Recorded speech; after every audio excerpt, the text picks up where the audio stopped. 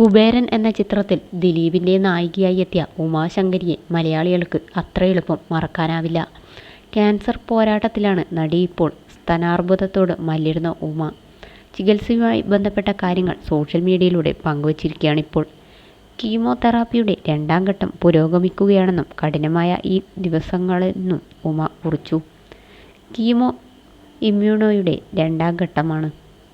ഞാൻ ഓരോ ദിവസമായി മുന്നോട്ട് പോകുന്നു. കഠിനമായ ദിവസങ്ങളെ എങ്ങനെ കൈകാര്യം ചെയ്യണമെന്ന് ഞാൻ പഠിക്കുകയാണ്. എനിക്ക് ശക്തി തോന്നുന്ന ദിവസങ്ങൾ ആഘോഷിക്കുകയാണ്. എപ്പോഴും എന്നോടൊപ്പം നിന്ന എൻ്റെ കുടുംബത്തിനും സ്നേഹത്തിനും പിന്തുണയ്ക്കും എൻ്റെ ആരാധകർക്കും നന്ദി.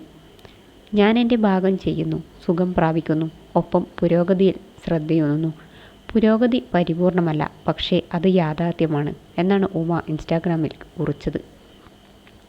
തമിഴ്, തെലുങ്ക് സിനിമകളിൽ തിളങ്ങുന്ന സമയത്താണ് ഉമാശങ്കരി കുബേരൻ എന്ന ചിത്രത്തിലൂടെ മലയാളത്തിലേക്ക് എത്തിയത്. ഒരു കുടക് പെൺകുട്ടിയായിട്ടാണ് ഉമ ചിത്രത്തിൽ അഭിനയിച്ചത്. വസന്തമല്ലിക, സാഫല്യം, ഈ സ്നേഹതീരത്ത് തുടങ്ങിയ മലയാള ചിത്രങ്ങളിലും അവർ അഭിനയിച്ചു. കന്നഡ സിനിമാ സംവിധായകനായ ഡി രാജേന്ദ്ര ബാബുവിനും നടി സുമിത്രയുടെയും മകളാണ് ഉമ.